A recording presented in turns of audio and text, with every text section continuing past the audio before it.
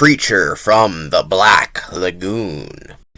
This to me is one of the most okay movies I've ever seen in my life, where everything about it is just okay. It's a decent film, but there's nothing really spectacular about it either. It's got a basic premise and a basic execution. It doesn't really go above and beyond, it just does what it does, and it does it okay. The plot is about some people trying to discover a new species in the Amazon. When I mean new, I mean old, because it's an ancient species that may still be alive, and it's a Gillman. Yeah, the guy's name is Gillman, even though the title of the movie is called A Creature from the Black Lagoon. It's not called that, it's called Gillman. My favorite thing about Gillman is that he's both derpy and kind of cool at the same time. It's kind of a unique concept, and the costume is kind of good, but at the same time, it's kind of funny at the same time. It's kind of hard to take a guy that looks like this kind of seriously, because he looks so derpy. Look at him with his mouth open all the time. It looks like a costume.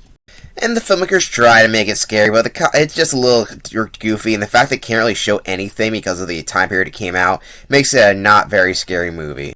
Characters will just die like a little off screen, like, oh, he's dead. Oh well. And look, they capture the Gillman. Look, sorry, he doesn't even blink. It's not scary. The film is also a little repetitive. After the Gillman escapes, they capture Gillman, they try to find Gillman attacks, they find Gillman, the end.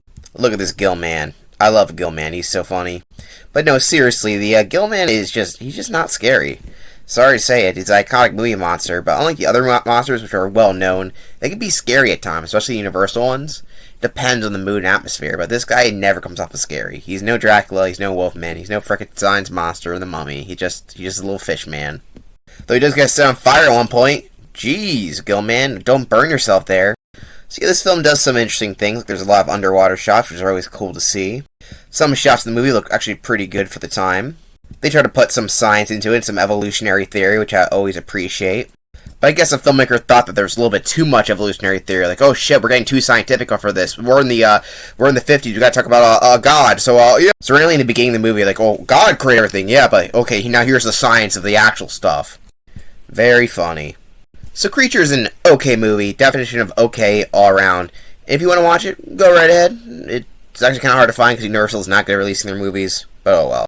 There are definitely better Universal monster movies. There's definitely worse. So there's worse and there's better. So pick your poison. But no other Universal movie has a Gillman. Well, except for the sequel and Back to the Future Part 2 as a cameo of the movie. Oh well. No.